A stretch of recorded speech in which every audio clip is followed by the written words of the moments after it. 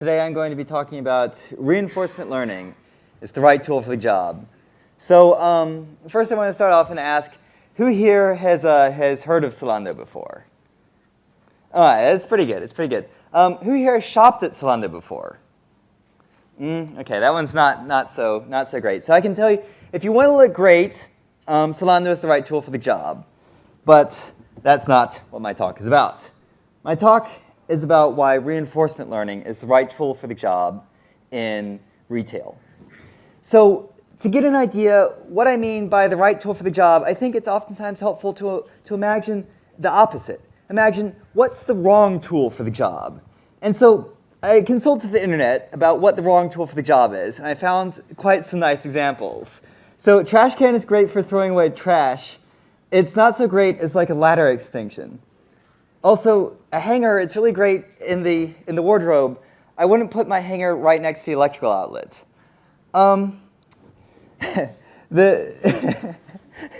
It's very creative, I'm not gonna lie. So I give points to this one with the shopping cart. And you know, the office chair, so we've all been there, we've all done that.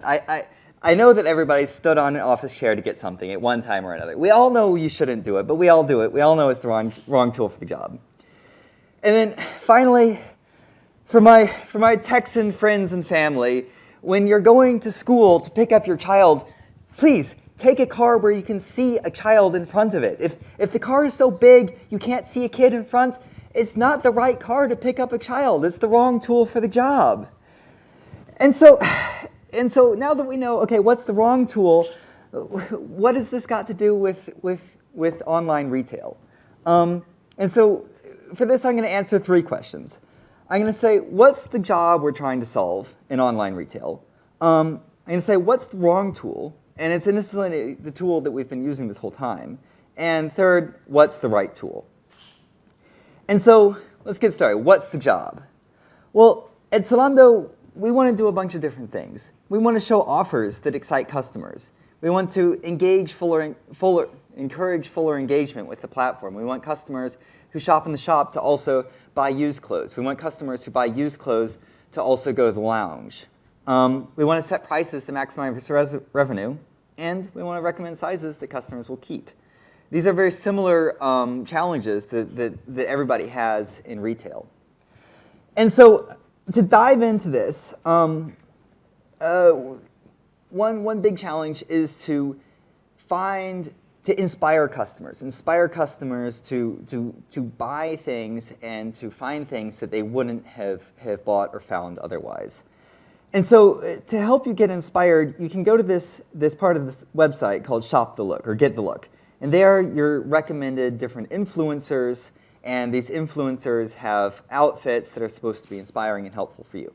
And so I tried it out. I went to this part of the website, and I was recommended this. It's just like a white dude with white pants, white shoes, and white jackets. At least the jackets are different, but there are white jackets. And so I'm just like, I don't know. I didn't come up with this part of the website, so I can't say exactly what happened, but I suspect that somewhere along the way there's some prediction that predicts that like I like white and then recommends sort of the whitest thing that's out there. And yeah, so the prediction, maybe the prediction is correct, maybe not, it's not, but it's definitely not inspiring. So this is clearly not working. And why isn't it working?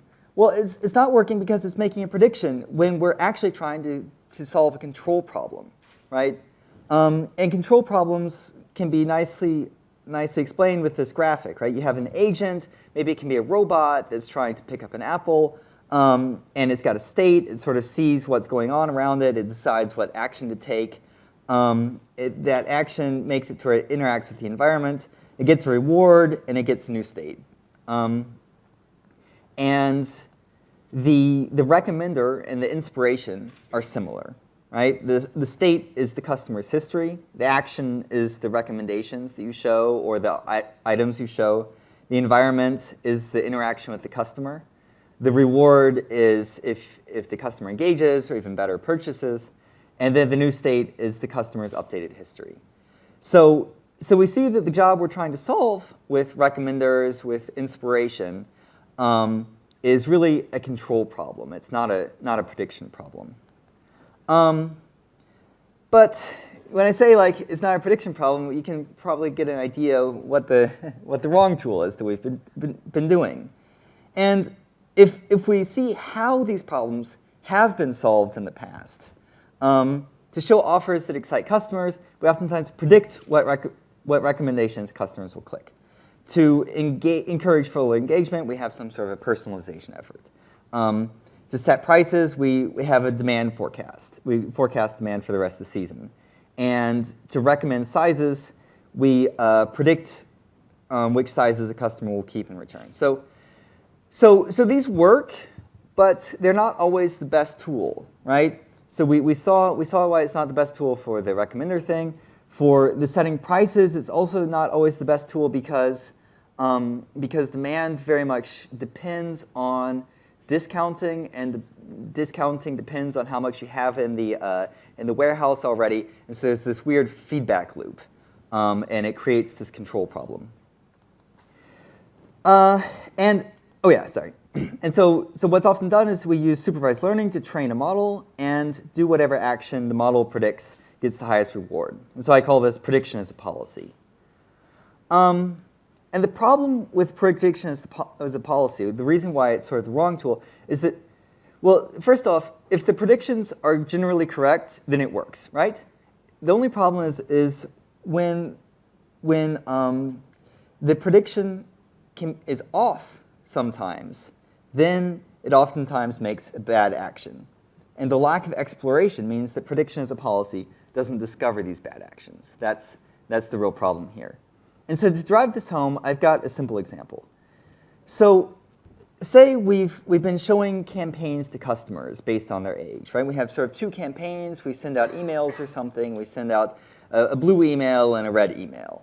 And for whatever reason, it's just been done based on a heuristic, right? And so the younger customers from age 0 to 40, they get the blue campaign, and then the older customers from 40 to 100, they get the red campaign. And if you look at the profit that we get, we see, okay, we're probably sending the wrong campaign to the 25 to 40-year-olds. And so indeed, we decide, okay, let's start a little data science project, and let's just fit the data. Let's see what happens if we fit the data. And we see, okay, it seems like we're showing the wrong campaign to the 25 to 40-year-olds. And so we do what any good data scientist would do, and we say, okay, let's show the right campaign to the right people. And then we get an uplift in profit of 2.6%. Seems pretty good, you know? But you know, we're good data scientists, so let's not stop there. We retrain daily, and we see that the prediction error actually decreases. We also see that the profit increases. And we're left with a profit uplift of 2.7%. So it seems like it's a very successful project. It seems like just using the past data, making a prediction, changing our policy based on that, and iterating is the tool to success. But then disaster strikes. One day, the computer goes haywire, and it sends out random emails to people, right? And the random emails give us something that looks like this. And we discover that for our 80 to 100-year-old customers, the blue campaign works very well. But our predictions have been totally off this whole time for those people because we never sent them a blue email. We never sent them a blue campaign, and we never had the chance to discover whether they would react well to it or not. And so if then we fit to this data, we get an uplift of 14.2%, right? At the beginning, we had been happy with our 2.7% uplift. And now we're seeing if we had just done a bit more exploration, we could have gotten a whole lot more. So what went wrong? Well, just fitting to past data, it can really lead to a suboptimal policy. And although this could probably be fixed with some epsilon greedy exploration or some sort of a temperature softmax heuristic, it's simply a deeper problem, which is inference methods, they're just made for inference. They're not made for control problems. And there's just no guarantees that inference methods will solve control problems. So if we see that inference methods, they're not the right tool to solve these control problems, what is the right tool? And we can analyze this problem, and we see that the problem we're trying to solve here is a case of what's called a contextual bandit problem.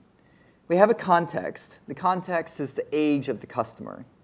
And then based on that context, we want to figure out what the optimal action is to collect the most possible reward. Obviously, we could do this by sending out random campaigns for a year, collecting a bunch of data, and then doing something smart.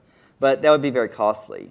So the contextual bandit problem tries to figure out how to balance exploration and exploitation so that we both discover what the right thing to do is, while at the same time not making too many mistakes. And so how is this done? How do we go from a contextual bandit problem, so we know what the problem is, this is the problem, I haven't said what the solution is. How do we go from the problem to a good solution? One such solution is called upper confidence bound. It's also called optimism in the face of uncertainty. And the basic idea is that whenever you don't know what the outcome is going to be, you're optimistic that it's going to turn out well, and you try out there. This encourages exploration in areas that you haven't explored before. So I was very happy in Sharon's talk to see that there's confidence bounds there, so I don't have to explain the confidence bound too much. The difference here is that this is a confidence bound on the epistemic uncertainty, not the allegoric uncertainty. So this is confidence bound not on the individual data points, but on the average of the data points. And so we see that in the areas where we have a lot of blue data, the confidence bound is very small. And then as we go away from the blue data, the confidence bound gets very big. Now, if we want to send a campaign to an 80-year-old, we would send the blue campaign because even though we predict, the mean prediction says that the 80-year-old will respond better to the red campaign, the upper bound of our confidence interval is much higher for the blue campaign. And so since we're very uncertain there, we're optimistic there, optimism in the face of uncertainty, and we send out the blue campaign. And I just want to say that I find a lot of people, they really shy away from confidence bounds. But it's really not that hard. I programmed this in just a couple of hours. And the way I came up with the confidence bounds was simple linear regression. With linear regression, you can you can invert your data matrix and also invert this Gaussian noise and sample the weights of your linear regression. So I just sampled a bunch of weights of linear regression, and then with these samples, I was able to come up with the confidence bounds that you saw here. And so this is just a bunch of the samples. And so if we do this just for 10 steps, right? Just for 10 steps, we see that we've collected 10 new data points. These big round data points, these big fat data points are the new data points. And we see how things change. The confidence bounds shrink a little bit, and we've explored the blue campaign for the 80 to 100-year-olds, and our prediction changes quite a lot. If we do another 100 steps, we get the following. And we see that the confidence bounds have shrunk a lot. We've explored, but most importantly, we haven't made very many mistakes. We've really managed to send out the right campaign to the right people. There are some times, like there's a couple of examples in the 0 to 20-year-olds where we send out the red campaign, even though we should have sent out the blue campaign. But this is part of exploration. You're not always going to make the right decision. But we see that in these areas where we've explored, the decision hasn't been particularly wrong either. The cost of the decision hasn't been particularly wrong. There's not a huge difference in profit where we've been exploring. So that's upper confidence bound. It works quite nicely. And so a lot of people ask me then, well, okay, it sounds very convincing, but why is it that that if this is so convincing, why is it that people aren't using reinforcement learning methods to solve these control problems? Why is it that prediction is still used a lot to solve control problems? And there's not like a scientific answer to this, but I have a feeling that there's a couple of reasons. We've got a couple of observations. Yeah, you dropped your phone. It's right beneath you. Don't forget it. So observation one is that prediction accuracy gives a false sense of security. So in this example, we saw that the prediction accuracy goes down and down and down. And so when things, okay, if the prediction accuracy is good, the policy must be good too. But you can actually construct pathological examples where your prediction accuracy improves while your policy gets worse and worse. It's quite interesting that this can happen. Second observation is that it's not obvious when a policy isn't working.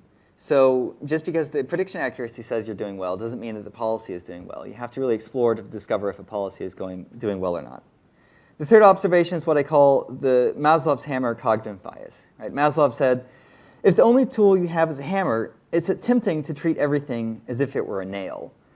And I think that when I learned data science, we really focused a lot on supervised and unsupervised learning. And reinforcement learning was treated as a bit of like this exotic thing. And the tools that I had coming out of school were supervised and unsupervised learning. And so, of course, I saw everything as like a nail to be hit with those tools. And this feeds into the illusion of explanatory depth cognitive bias, which is this bias to think that skills in making prediction is all you need to solve other control problems. You think that the skills that I have can be applied to other domains, even though they can't, because the control domain is actually a little bit different than the prediction domain. And so, to wrap this up, this little theoretical part, use reinforcement learning methods for reinforcement learning problems. Use things from control theory to solve control problems. Now, let's get back to the uninspiration, right? I talked a big game saying that this inspiration was not inspiring, and so you're probably asking yourself, well, can he come up with inspiring inspiration with these methods? And so yeah, can we improve on this? Can we improve on the white guy with the white jacket? And let's look at a couple of examples. So say we have a wish list history, right? We've got this synthetic wish list history. This isn't an actual customer, but this fake customer likes sort of heels and boots, right? And if we just train a model to predict what this customer would wish list in the future, we get what's on the right, and I call an uninspiration. We get something that's just a bunch of pumps, or just a bunch of stiletto heels, right? So it's all stiletto heels. The colors are different, but you see that the shape is very similar in everything. The toe is very similar, and this stiletto thing is very similar. There's no boots, and the customer also has one heel that's got sort of a wide, two shoes with wide heels, and these aren't there either. So it's clearly not going to be inspiring for the customer since it's so homogeneous. But if we use upper confidence bound instead, we really get an inspiration. So we still have the stiletto heels, but we also have boots. We also have shoes with a wider heel, and we also have different types of toe. We have both the sandal and the heel shape.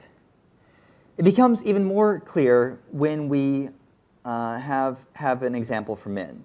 So here we have a customer who seems to be a bit of like a work and fun type guy. He's got his work shoes, the black work shoes, and he has his sneakers too. And if we just train a prediction to predict what the next wish list is going to be, it's again an uninspiration. It's just black shoes with one token brown shoe in there. And I don't know, if you find that inspiring, I don't know what to say. But if we use upper confidence bound instead, we really get inspiring recommendations. We see that we get work shoes, we get fun shoes, but we also get something that's not in the customer's history, these sort of loafers that combine work and fun. And I don't know if the customer is going to like it, but it is definitely a good inspiration for him to look at it and decide, maybe this is a path I want to go down. So I hope I've now inspired you to use the right tool for the job. And thanks for listening, and I look forward to your questions.